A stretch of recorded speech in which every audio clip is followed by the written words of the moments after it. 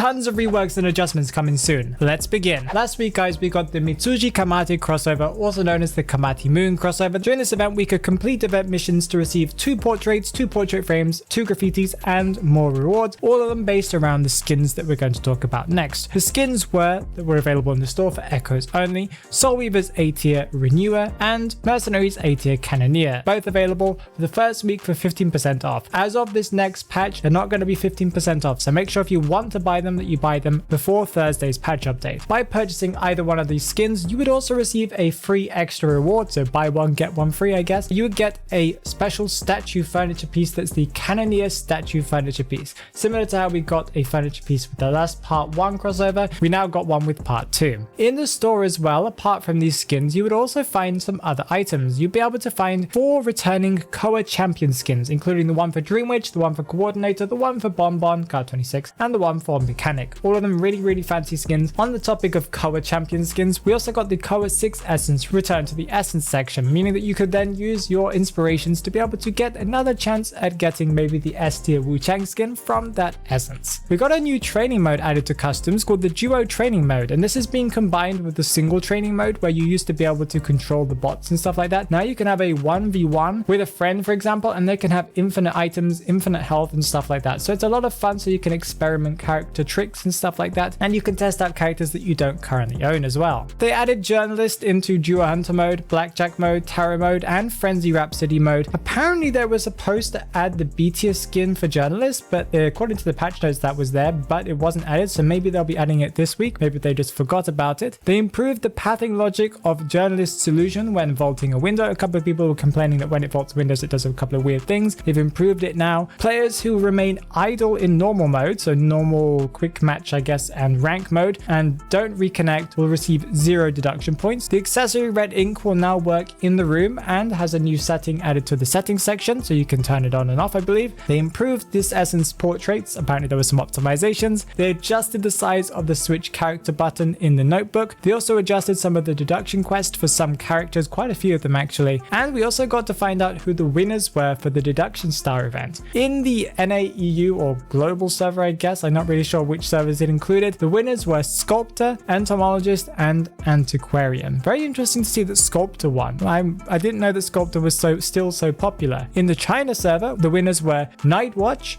Antiquarian, and Psychologist. So Antiquarian won in both servers. Very interesting. So looks like we'll be seeing skins for them coming up next year. I'm really interested in seeing what Night Watch's skin will be, and maybe also what Antiquarian's skin will be. Let's talk a little bit about what we're getting this week. What we're getting this week is probably quite a lot of information. On the 3rd of May, we're getting the COA Global Finals event that's going to tell us which team is going to win COA. Yay, that's exciting. But there's also going to be a conference around this period of time as well, where they're going to reveal some of the coming crossovers and stuff like that, and maybe some skins that are coming as well, and maybe a hint at the new characters that are releasing in part 2 of the Ashes of Memory event, unsure. On the 5th, there's also going to be another conference that's called the 5th Anniversary Press Conference that might bring even more information. This will probably talk about what's coming with the 5th anniversary. We'll also talk about the character that's coming up next. We also know that there's going to be a hunter coming up later this year, near the end of the year or second half of this year. I'm wondering what that's going to be, but we're not really sure. Something that we are actually getting in the game, apart from maybe the Journalist B tier skin that we might get, is we're getting Thief's Character Day on the 7th. So not really much confirmed for this week, really. Maybe they'll add some small adjustments. Maybe they'll release a skin for Journalist. Maybe they won't do very much. Maybe they'll do a lot. On the day of the release of this video, they'll probably announce a ton of stuff, and it's going to be too late for me to upload it because I've already uploaded this video at that point. We have quite a lot to talk about from what's coming from the future. They just revealed Season 26 Essence 2. They showed us the art for what the skins are going to be like, and they look absolutely fantastic. We've got the S tier skin for Magician. First of all, I was like, is that Magician? I guess it must be Magician. He has got a very cool looking skin. I'm really looking forward to seeing what the skin looks like in the game. Maybe it will have some cool magical effects on it as well. A tier for Hermit that looks absolutely fantastic. I was really interested in seeing what they did for Hermit. It's a very good skin in my personal opinion. And then there's an A tier that possibly is for Antiquarian, or for Enchantress. At first I thought it was Enchantress, as Enchantress has a matching skin that looks very, very similar. I think it's actually a skin for Antiquarian, as she is holding a cane in her hand, plus she has a little bit longer hair in the style of Antiquarian, so probably is an Antiquarian skin. This is going to be very nice as well because it's a very cool looking skin in my personal opinion. We also got to see the B tiers, or I'm assuming they're B tiers and they're not A tiers as well. There's a B tier for Breaking Wheel that you can see is the actual canopy that's holding up the art piece there. Toy Merchant, Little Girl, and Professor. All of these skins will be coming on the 11th of May when that is the next essence, of course.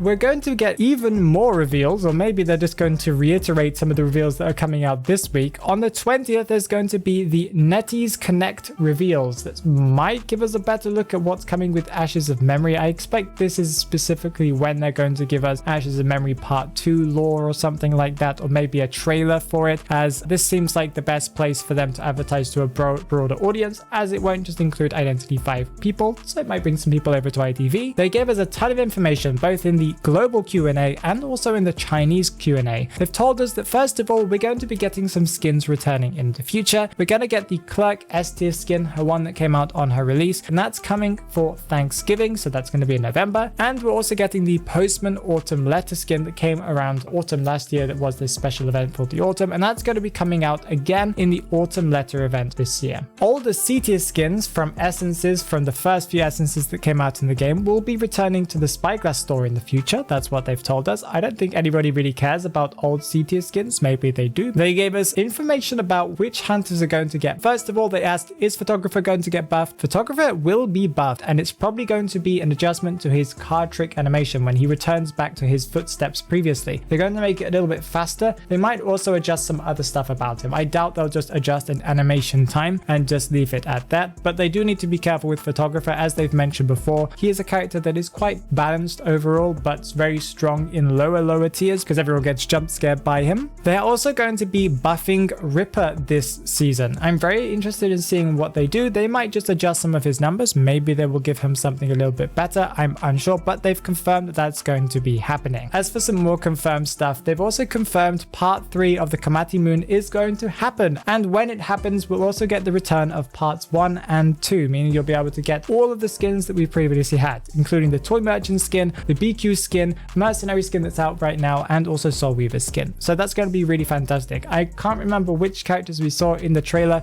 That's probably going to be 2 more and another statue possibly. They also told us that Coordinator will be receiving the next Logic Path skin. That's a minor thing, good to know. We also currently have Hell Ember, and we do get to theorize what they will be doing for the next one, but I don't really know. It's nice to see Coordinator getting a little bit more love. Now let's talk about some of the game modes that they've promised us that are going to get some adjustments. First of all, they're currently optimizing Ever Sleeping Town Large, so that is one that's only available currently in customs when you're playing Duo Hunter mode. Most people don't even know how this map even works. It's a very old skin. This is like the original Ever Sleeping Town before they adjusted it to make it more balanced. So they are currently optimizing it, making it more balanced, and that is going to eventually be added to the normal Duo Hunter mode. So this, when you go to Duo Hunter mode, there are currently a rotation of 3 maps, I believe. They're going to have 4 maps now with Ever Sleeping Town Large. I'm really interested in seeing what they do. The map is a big mess at the moment. It's a bit fun to play on it sometimes, but most of the time it's just a big pain. They are also optimizing and working on the Blackjack mode and also Orpheo's game mode to make it a little bit more balanced, I'd assume.